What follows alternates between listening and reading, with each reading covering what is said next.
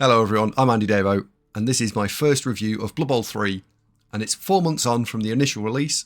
We've just had our Season 1 major update, and that happened 3 days ago at time of recording, and therefore I wanted to talk to you about what is Blood Bowl 3, what have we got now, what have we got coming up in the very near future during Season 1, what is on the roadmap for Seasons 2 and Season 3, and then additionally, what is currently not planned in that I think is important to make the game complete.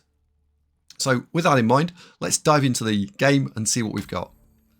The first things that we've got here is introduced on the very first screen. We've now got the new team, that's Lizardmen. That's free for anyone who logs in inside the next 3 months. So do make sure that if you are an owner of Blood Bowl 3, even if you're not currently playing, log in, activate the Blood Pass, get that team for free. The second is that coaches now have a coach ranking or a level, and that goes from level 1 to level 100. I've been playing for around about, say, 3 days or so, and I'm level 18. I don't believe it's on a linear scale, so I think it'll slow down as we get to the higher levels, but that still remains to be seen. For each level up that you get given something cosmetic. I've had lots of different colours to paint the teams different colours. We've had different dice, we've had new pitches, and we've had different armour and pieces for players of various different races, not just limited to the Lizardmen. So that happens while you play games. In addition, we've also got, and I'll dive into it here, we've got the Blood Pass. So the Blood Pass is level 1 to level 50, and for each level, this is the paid for version, although everybody, as I say, gets this for free if you log in. If you own Blood Bowl 3 and you log in over the next 3 months before this season Blood Pass runs out, you'll be able to claim this one for free.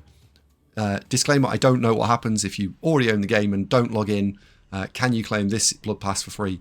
I don't know. But my advice would be to log in and claim it beforehand. So here we've got all the different items, and you can see that they are basically cosmetics for different characters and different slots. However, there is also free Warpstone. We've gone through and counted this. There's about 250 Warpstone. A Blood Pass does cost in excess of that, so you will be making a loss. I think it's either 750 or 1,000, and so you will be making a slight loss, but you only need to buy it once every 3 months.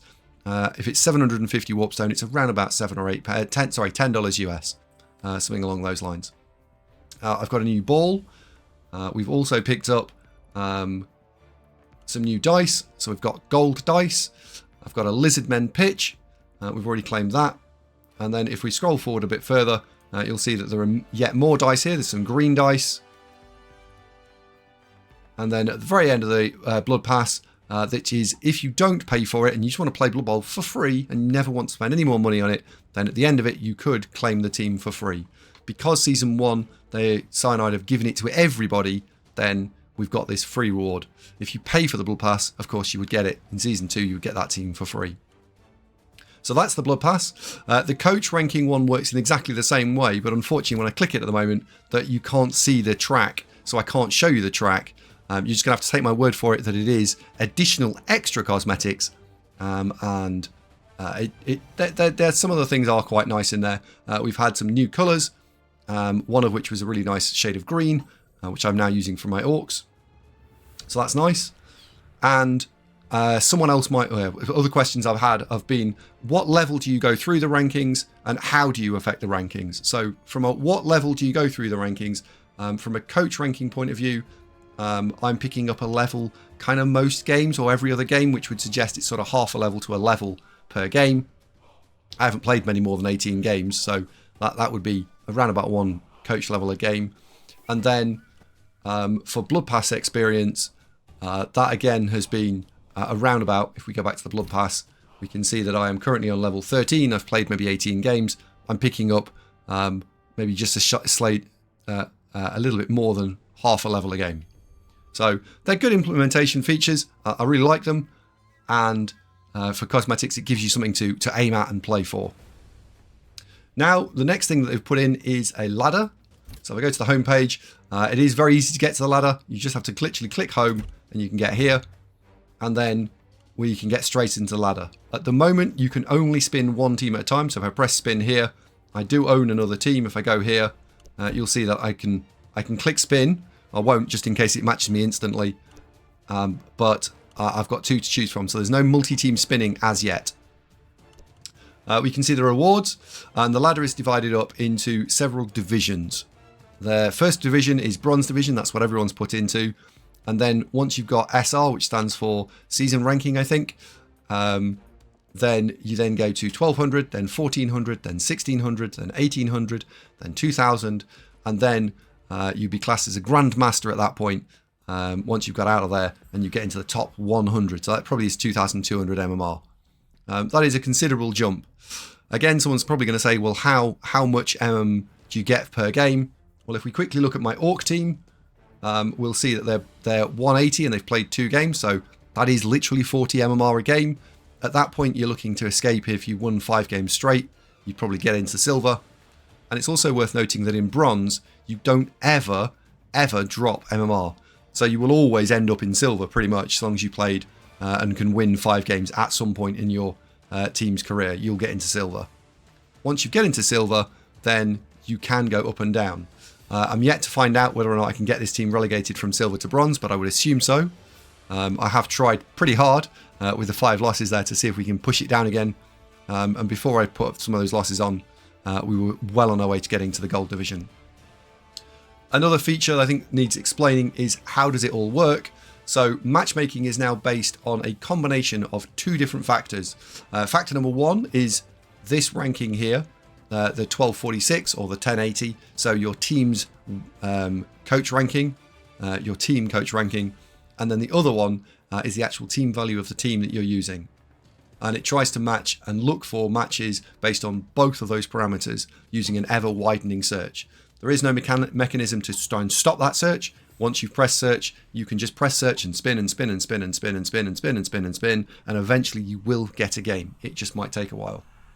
My experience early on in the ladder is that because, from a rankings point of view, we go to rewards, everybody is basically silver or bronze, with a handful of coaches managing to get into gold. I'm not aware of anybody yet who's got into platinum.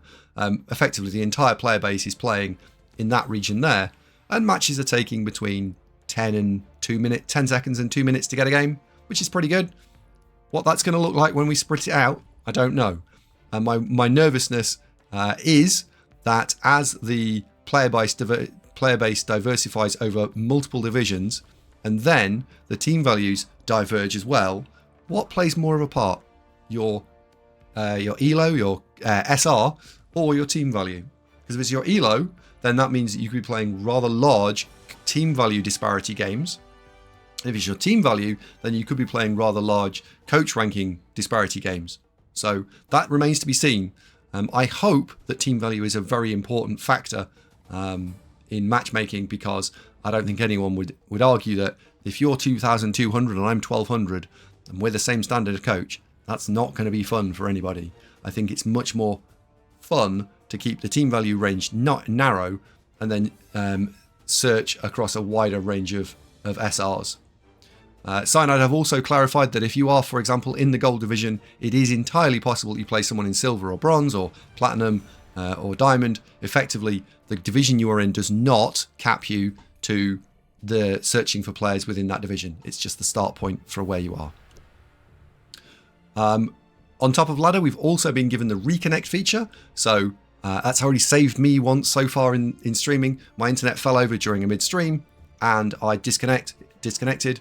I can't demonstrate that to you right now, but effectively what actually happens is if you're the person that gets disconnected, then the moment you relaunch Blood Bowl, if you can do it within 5 minutes, you're put straight back into the game. There's not even a feature that says, would you like to rejoin? It just puts you straight back in the game. It actually saves you a little bit of clicking and doing stuff. If you're the person that disconnected, a pop-up window will appear saying opponent's disconnected, and a timer will count down from 5 minutes down to 0. So that's great. And because we've now got a ladder and we've got reconnect, then I think we can start thinking about how to actually put some rules into the ladder to try and get rid of disconnects, which were plaguing the preseason. A couple of other things that we've got in the patch notes that have already been added. We've got alternate colours. So if you're playing Lizardmen and you're playing in blue and I'm playing Lizardmen and I'm playing in blue, and maybe with slightly different shades, there is now a button in the UI in-game that you can toggle on and off whenever you like, and it's press the B button on the keyboard, and now I become very blue and you become very red. On your screen, you become very blue and I become very red, but it only impacts one coach. So if I press it, it doesn't impact your gameplay at all. I just see a red team and a blue team. And I think that's a fantastic feature. It's actually one of the features that, of this patch, is probably one of the top 2 or 3 standout features, which I think Cyanide, nobody asked them for it particularly, but they've delivered and they've fixed the problem, which I think is fantastic. In addition, in-game, we've also been given skill icons for stat increases or stat busts. So now when you're clicking over a player or you've got all the skills selected, you can actually see the stat has changed, and you can say that that player has got minus armor value or minus strength or +1 movement, whatever. It now stands out, and I think that's a massive win. Again, that's an improvement. One other thing I want to show you is what Cyanide have been working on. So if I go to here, we go and have a quick look at the patch notes for Season 1. I'm going to describe this as loads of bug fixes and softlock resolves. But unless I show you, I don't think it's really going to bring home the enormity of what they've actually done. So we've already talked a little bit about features there. Visual. Now, scroll from menu down. We'll go from here and look. All of this stuff, all of this, broadly, when I read through it, broadly, all of that is fixing things that were broken before that used to cause problems. And just scroll back up to the top. While individually, some of these things, they're not particularly important. A lot of them were edge cases. They had the ability to just absolutely detract from the gameplay experience, and they were causing problems. And so they've gone through and they've spent, I don't know how many lines there are there, 50 maybe, and they fixed all of those different things. So again, that's wonderful. That's brilliant. Cyanide have also released Dev Point Season 1, so this is where the developers are actually talking to you directly. I'll post a link to the patch notes and the dev notes in the comment section below. So we've got all of that. And this is where they actually explain a little bit more detail, like I'm doing now. Things like, how does the official ladder work? How does the player and team statistics work?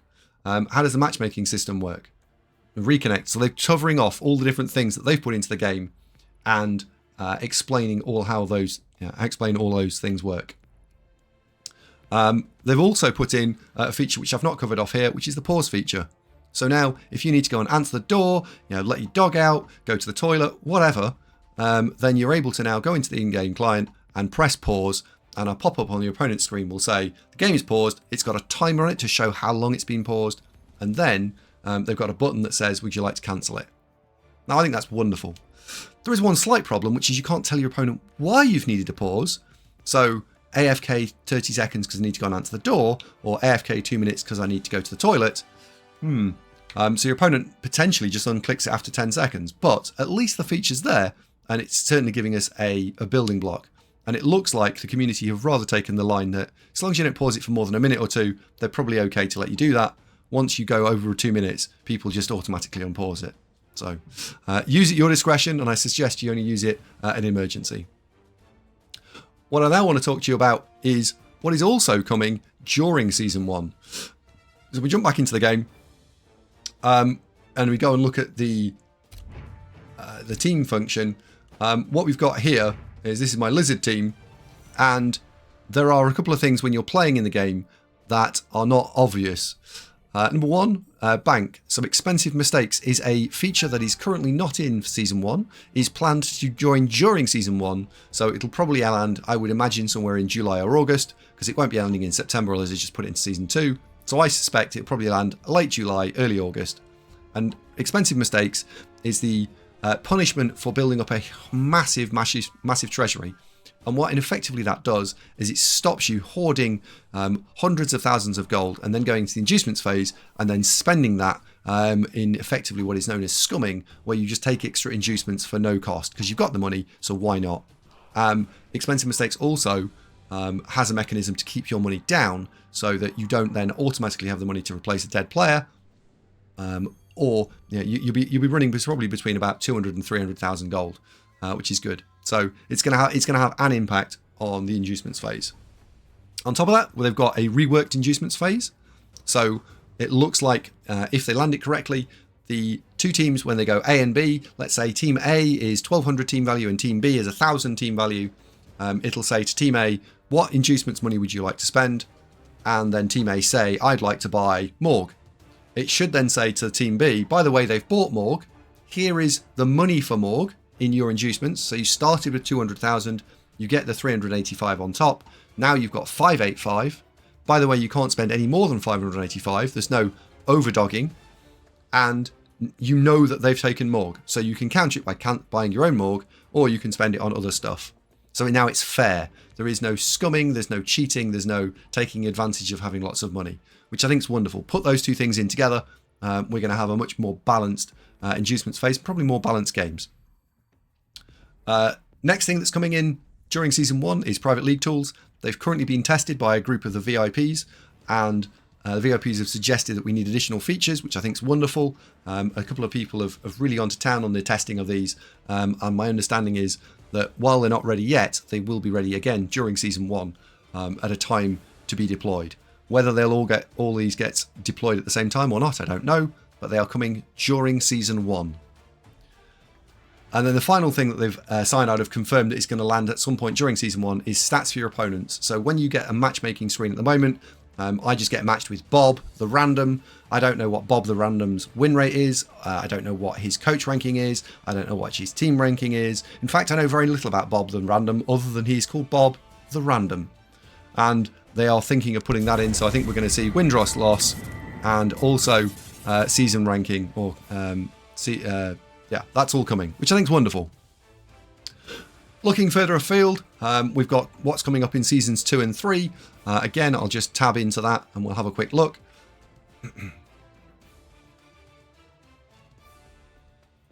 And this is what they've declared as Season 2, Season 3. So we've got another new faction.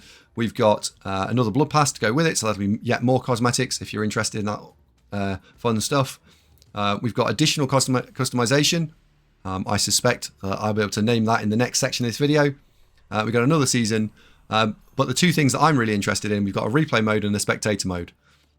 They may well pull some of that forward into Season 1. They haven't confirmed it, but I know that they're looking at it. So a replay mode would give us the option to start thinking about playoffs and tournaments, and a spectator mode then allows you to dive into ladder and go and look for your favourite players and see how they're playing.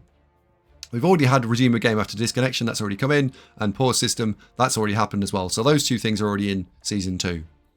And then in Season 3, we're looking at star player special rules, which I imagine will also coincide with a load more star players.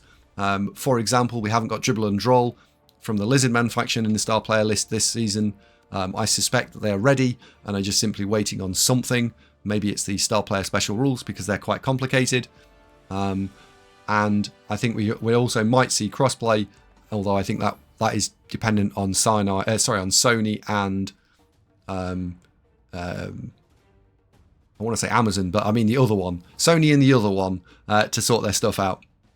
And then they're also looking at updating the rules from the board game. Things like that, I think, as an example, would be Sneaky Git not being able to move after fouling, for example. I also know we're looking at seeing stats for players, teams, coaches and races. That's not on here, and I think that probably comes into customization or other. So that's really good that there are a bunch of things coming in Seasons 2 and 3. And from a timeline perspective, that is an old graphic. I think that'll actually be September of 2023, and that'll probably be December, January of 2023. So let's say 1st of January 2024, we're going to have the following. We will have a ladder, we will have private leagues, we will have cross-platform play, we will have replay mode, spectator mode, we'll have expensive mistakes, reworked league mechanics, private league tools, the ability to look at your opponent's win, draw, loss records, stats for teams, stats for players, stats for coaches, all of that fun stuff. That's really good. And I think Cyanide should be applauded that by 2024 we will have that. The obvious question I get asked in the stream is, well, why was that none of that in the game initially? And that is a question I don't have an answer to. But I'm pleased, flip side, I am pleased that all of these things are coming and will make the game that I love streaming much better in the future. Now, that's all fun, but what's not in the game and what's not on that roadmap that's missing? And I've put a bit of time into thinking about this, and I've split this out into 3 different categories. I've got in-game issues, issues impacting the in-game, and other. And I'll go through the in-game issues currently. So as I see it, we don't have an in-game chat feature. That, as I already put in this video, when someone wants to pause the game, that makes it incredibly difficult to go and explain why you need a pause. And I think it just stops someone being able to converse with an opponent. The in-game chat feature that I would like to see is basically copy Blood Bowl 2. If you don't want in-game chat and you're one of these people that doesn't want it, cool, switch it off. Give me an on-off function. Give me a ability to report toxic and unnecessary behavior, and then just give me a chat feature. I can't see why it only needs to be PC only. Consoles have got voice comms, so I don't think you even need to think about putting it into console if that's the problem. But in PC, it absolutely is critical it goes in.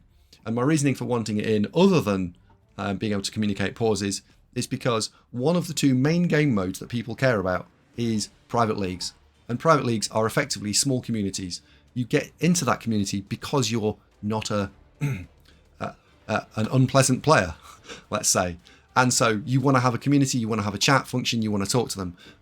The fact that in 2023 people are having to jump onto Discord, Steam, Zoom calls, whatever else, to try and communicate with someone in a game that they're already connected to, for me is bonkers. I would like to see cleaner pitch squares. So at the moment, when you're playing on the grass pitch, the grass is green, the outline of the squares is black, green against black, you can kind of see what's going on. Now we're moving to some other pitches, and we've got things like the Orc pitch, which is brown, the Nurgle pitch, which is very brown. That brown on black becomes very difficult to see, and people are forgetting that it is a board game. I need to see the squares of the board. So what I would like to see is keep the existing functionality and then add 2 additional thicknesses of the grid mechanic. So you can have grid as it is now, grid with double thickness pixels, grid with triple thickness pixels. And that would help for people who've also harder vision so that they can actually see what is going on. The next one for me is one that's contentious. It's come up on the stream recently, and I'm very passionate about it. And that is that dice rolls happen before the event on some actions, and they happen after the event on other actions. An example is the sequence that is blitzing or blocking.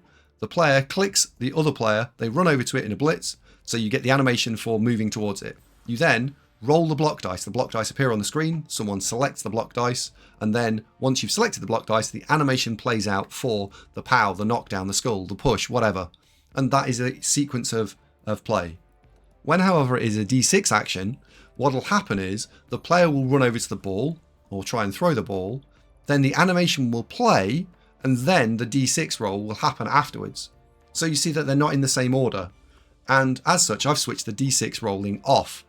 And as a consequence, I'm now finding it very difficult when things fail, do I go, what happened there? And I have to then go and load the log and work it out.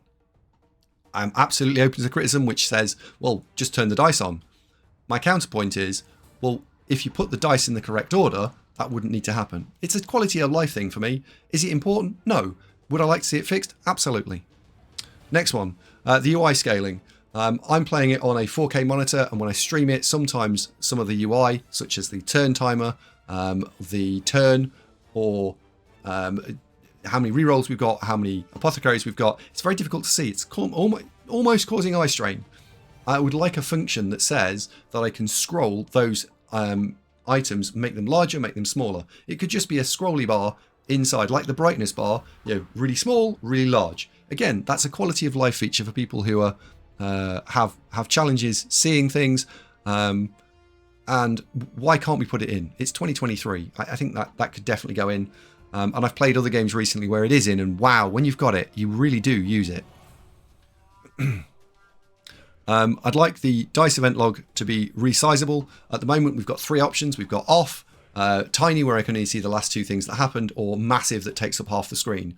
In Blood Bowl 1, I was able to actually scroll that bar and box and set it to a specific size that suited me and my use case.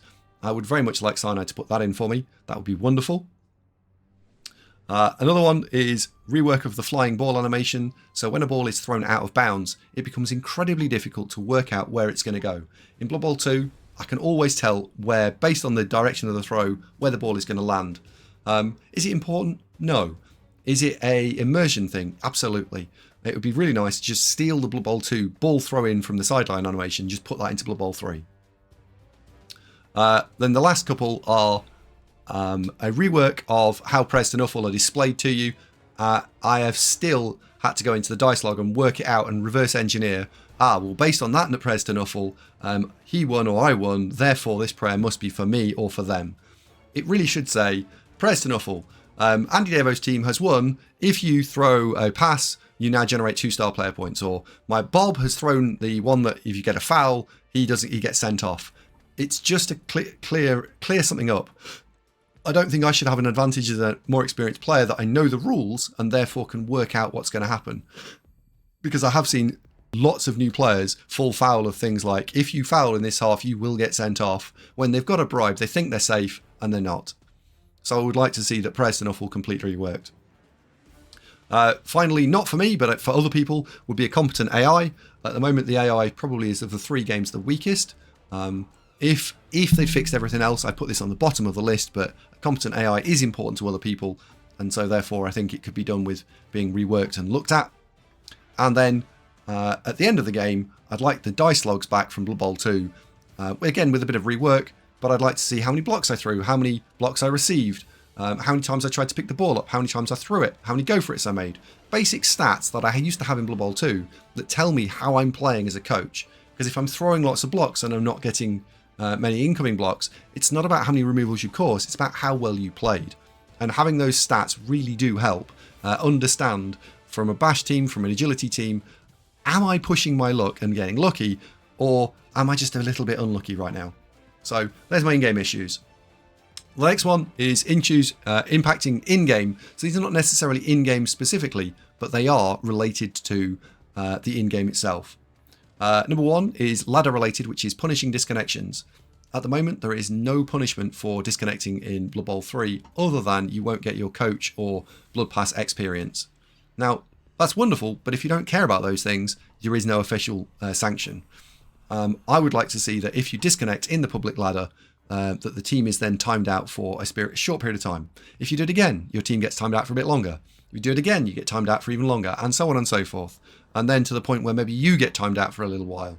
I understand that sometimes things happen. Equally, I think we need to think about whether we punish someone. Maybe on the first defense, nothing happens. Who knows? But you've got to put some form of stick in there. We put the carrot in, which is giving people the ability to get stuff if they stick games out. But I myself have conceded out 2 games so far in ladder this season because effectively it's quicker and it's wasting less time for me than it is than playing out a game with a dead Saurus on turn 1 of game 1. I'll just quit, we'll play a new game, right? If I had to play that because there was a punishment, potentially I don't, and I don't potentially waste my opponent's time. There's got to be some form of punishment. Number 2, I've already mentioned it in the video earlier, which was that there is no maximum cap on spinning for team value. So once you've built up 2800 Dwarves, Nurgle, Chaos, whatever, you will then just keep spinning. And at some point you will become somebody's problem. And one of 2 things will happen. Well, you'll find another 2800 monsters to play against and you can both have at it. Cool. But what happens if we're playing at a low server population time and you're the only team value of more than 2200 online? And so you spin and you spin and you spin and you spin and you spin and you spin and you spin, and then you bounce into someone's 1800 whatever. At that point, inducements are not closing that gap, and ultimately, because concessions are not punished, you're just going to get a concession and you're going to farm free wins. Even if the ELO ranking is small, if a game takes an hour to play and you can farm a concession every 10 minutes, it's actually more efficient to run up the rankings farming concessions than it is farming actual games. That seems broken in my mind, and I think you should think about punishing the amount of ranking that you gain via a disconnect, potentially, if we can't fix the disconnections problem. Or we need to just simply stop 2800 teams forming in the first place and keeping the player base playing from 1000 team value up to maybe 1500, 1600. How do you do that, you ask? Well, luckily inside Blood Bowl 3's rules, Blood Bowl 2020 rules, there is a thing called redraft. And redraft causes the teams to be reset back down to 1000 team value every around about X games. X normally is around about 15 or so. That keeps all the player base together. You get an added bonus now that all the player base is together. you can't possibly get wild team values, and you can have much more fair and balanced games. For me, it's a no-brainer. Redraft absolutely should be in, and it's a real shame to see it not anywhere on Season 1, Season 2 or Season 3's roadmap. I would very much like to see it appear in Season 4's roadmap. Next, we are currently playing with not all the teams. We're not playing with all the star players. Sure, they're going to come in time. The problem is that time. At the moment, one season is 3 months. We've got 13 teams. There are 27 teams available. If you look at that and say there's another 14 teams to put in, 14 teams at 3 months each, that's about 3.5 years. That's far too long. We'll probably have Blood Bowl 2020 or 2024 out at that point. We'll have a new rule set. I'd love to see the game speed it up. I've spoken to a lot of people. It looks like 2 months is the happy medium that people will be interested in, and that would get us all the teams within the next 2 years, which is very similar to where Blood Bowl 2 first released, and actually when you got Legendary Edition, when you got all the teams. I'd be totally okay with that, and I'd love to see Season 2. And then the other, this is things that are completely brand new features that don't exist in Blood Bowl 3 at all currently, and are not either in-game or out-game, and I just put them in other. Number 1, I would love, as a tabletop player, the ability to be able to play NAF-style tournament Blood Bowl. It's currently a thing on Fumble, which is the free-to-play Blood Bowl client, which has all the teams and all the races and all the rules. Unfortunately, it's in 2D, but it is still well-run and well-maintained. And if we could have the ability to customize teams and put additional level ups on them, that'd be wonderful. I'd love to see be able to make custom rules, custom leagues, and then we could then have a challenge tournament where we could play our own World Cup rules, and there are thousands and thousands of tabletop players around the world that would then use Blood Bowl 3 as their ability to practice with their friends and play tabletop games but online. That for me would be absolutely amazing. I would also like a sandbox mode to be able to put any player on any position in any square on any turn that I like. Effectively a free practice mode that I could then share with someone else and maybe play it as a single player or as a dual player. So what I could then do is create the ability to set up one-turn situations, or complicated chain serves, or take a game, an example from a previous game, and then say, right, I want to do that again, and I want to have another go at solving it. And they would be great for coaching, for supporting new players, for demonstrating cool things. In fact, the applications for that probably are endless. And I think if that sandbox mode could be created, it would be fantastic. The sandbox mode not only needs to then have, you can put any player in any square, I also want the ability to modify the dice rolls and say you're only going to roll powers, you're only going to roll pushes, any dodge you roll will fail. Kind of similar to Blood Bowl 2's challenge mode, but just taken to a much more completed and rounded extreme. And that would be wonderful. And then the final thing that I would really like to see that isn't currently here is an update for the ladder, which is that all teams, all coaches, I want search functions, for team, coach, ranking, and I want to be able to see individual divisions. If I'm in bronze, I want to see all the coaches that are inside bronze. And then I want to be able to go and search and say, oh, who's in silver? Oh, that person's really good. Let me show you all the silver coaches. That would bring the divisions to life. That would show that they have some purpose, some meaning, rather than at the moment, all I'm looking at is I've got arbitrary checkpoints between bronze, then silver, then gold, then whatever the next one is, and I'm just aiming at this very top 100. If you're not someone who's ever going to get to the top 100, effectively all you're doing is playing around in ELO brackets.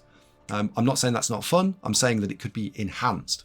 So, yeah, there's a lot that I think could be put into the game, and maybe in seasons 4, 5, and 6 we might see some or all of this put in the game at some point.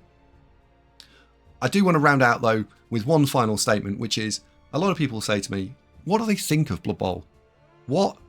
Andy, would you recommend Blood Bowl 3? What do you think of Blood Bowl 3? Is it better? Is it not rubbish? Blah. That's the same question, just framed in loads of different ways.